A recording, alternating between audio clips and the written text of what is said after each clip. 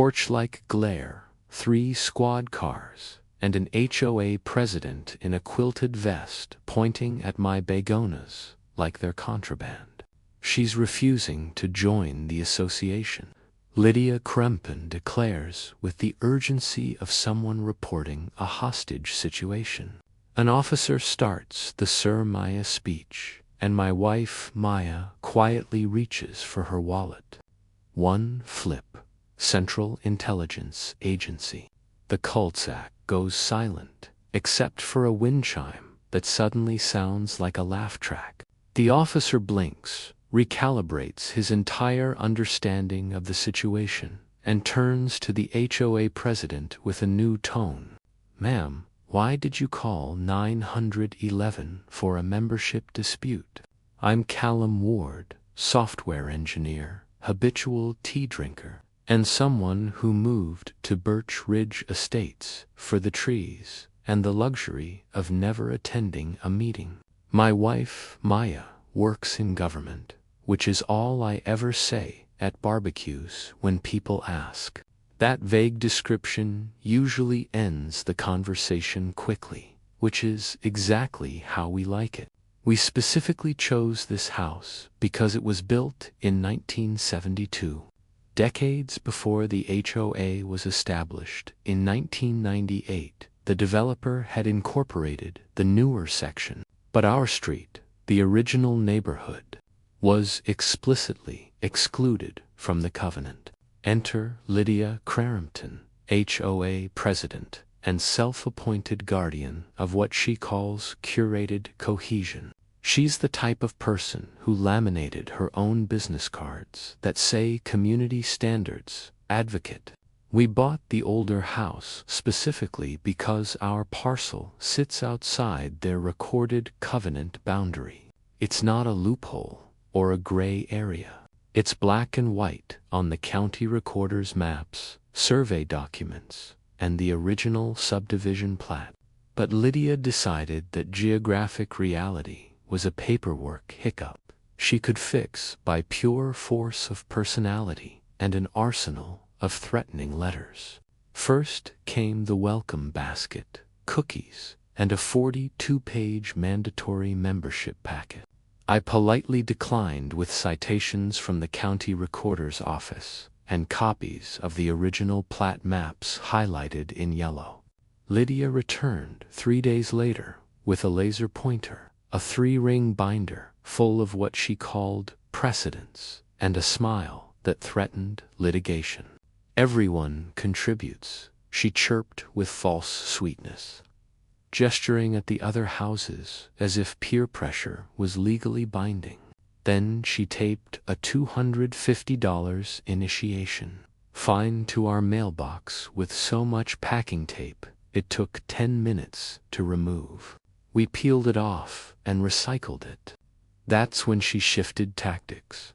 She staged what she called compliance walks past our yard 3 times a day, narrating into her phone like a nature documentary about deviant homeowners. Non-approved wreath, rogue herb garden, possible unregistered swing, grass height exceeding optimal standards. She posted on Nextdoor that we were freeriders who might not respect flag protocols and could be bringing down property values. We literally fly a flag. She measured it with a tape measure she carries in her purse and found it was ½ an inch too tall by her interpretation of guidelines that don't apply to us. She printed out the measurement and laminated it. She actually laminated her grievance about our flag. Then came the trespassing. Lydia and 2 board members stepping onto our porch with a clipboard and expressions of grim determination. "You need to sign the covenant today," she said, with the authority of someone who'd never been told no. We declined again with printouts, maps, and highlighters showing exactly where the HOA boundary ended and our property began. Lydia's face flushed. "You people think you're above the rules," she hissed. Maya looked up from her book and said evenly, No, we're outside them. There's a difference. Lydia escalated to theater. She told the board we were harboring unknown materials. Those materials were Maya's Pelican cases for camping gear. But Lydia made them sound like enriched uranium at a community meeting. Someone recorded her saying we might be running an unlicensed business or storing hazardous materials. Then she called the police for a disturbance at 8:30 on a Tuesday evening. There was no disturbance. We were literally sitting on our porch reading. By the time 3 patrol cars rolled up with lights flashing, Lydia had assembled half a dozen neighbors, positioned them strategically for maximum drama, and was live streaming the whole thing as a stand against non-compliance. She'd titled the stream Community Safety Alert and had already gotten 200 viewers. An officer approached our porch, his expression calm and professional despite the circus Lydia had created. "Is there an emergency?" he asked, looking between us and the growing crowd. Lydia jabbed a finger at us with righteous fury, her quilted vest practically vibrating with indignation. "They're a threat to community standards. They harbor suspicious equipment, and they refuse to identify themselves or cooperate with lawful HOA authority." Maya, who had been trying to finish a crossword puzzle in peace, set down her pencil with deliberate slowness. She stood up, clicked open her badge wallet with practiced ease, and said with perfect calm that could freeze lava, "We can identify just fine."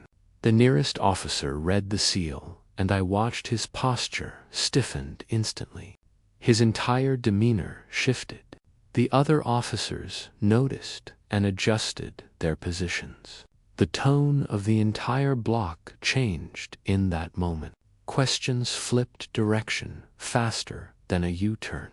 The officers asked Lydia about the 911 call, the alleged emergency, and why she cited a mandatory covenant for a parcel that, according to their in-car GI system, was not within the HOA overlay. Lydia tried to freestyle some law. "Contiguous aesthetics doctrine," she announced confidently. The officer blinked twice. "Ma'am, that is not a thing." I handed him the recorded plat and CC and RS, showing our lot clearly excluded from the association boundaries. He radioed dispatch, and dispatch confirmed the same information. Meanwhile, one of the board members whispered to another, "Wait, what?" Like he just learned gravity was optional. The senior officer issued Lydia a warning for misuse of emergency services and suggested she resolve civil disputes in civil court. His tone made it clear this wasn't a suggestion. The neighbors, who'd been filming, slowly dispersed. The live stream ended abruptly. Lydia stood on the sidewalk, looking like someone had just told her the earth was round after she'd built her entire personality on it being flat. The next week, Lydia doubled down with the confidence of someone who'd never faced real consequences. Certified letter, final notice, typed in an aggressive font, and a threat to place a lien on our property for unpaid dues we never owed. Our attorney sent a 2-page reply featuring the phrase "tortious interference" and a draft complaint that made Lydia's threats look like crayon drawings from an angry toddler. Maya filed a public records request for Lydia's 911 call recording and all HOA emails mentioning us. The packet that returned could have been used to doors stop a church. It was 3 in thick. Gems included Lydia instructing board members to document any suspicious deliveries, photograph our cars and license plates, and maintain a log of our comings and goings. There were emails about organizing rotating surveillance shifts.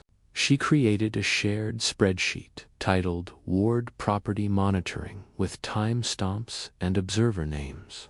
And then the particularly concerning line about leveraging local contacts for background information on the husband. That last one lit a fuse.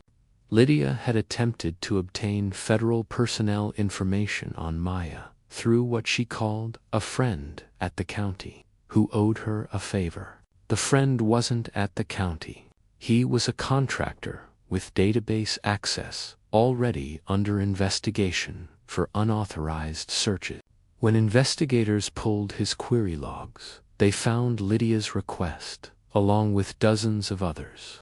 Within a month, the district attorney filed charges against Lydia for misuse of 911 and attempted unlawful access to protected information.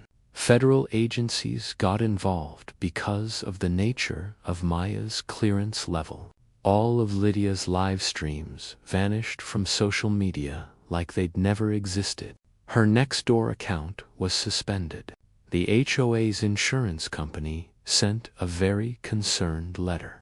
At the emergency HOA meeting that required a quorum of 75% of members, residents learned the truth. Our lot was never subject to their rules.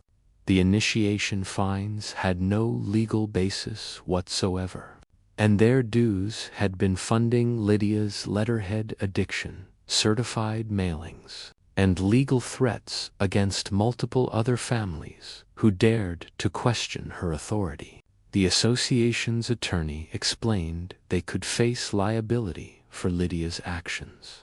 The board voted unanimously to remove her as president and bar from holding any HOA office for 10 years. 3 members resigned in protest of ever having enabled her. The vote was 32-0, with Lydia abstaining while glaring at everyone in the room. As part of her plea agreement, Lydia accepted 120 hours of community service teaching a city class titled When Not to Call 911. The irony was not lost on anyone in the courtroom.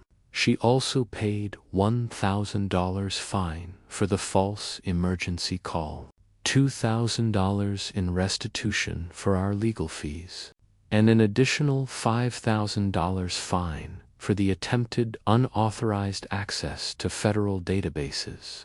The judge added a requirement that she complete an anger management course and stay at least 500 feet away from our property, unless on a public sidewalk. When the judge read the sentence, Lydia's face went from red to white to a shade of gray I didn't know human skin could achieve. Her carefully maintained composure, the one she'd wielded like a weapon at every HOA meeting, cracked completely. She opened her mouth twice to argue, then closed it when her own attorney put a hand on her shoulder and whispered something urgent. The courtroom was silent except for the sound of the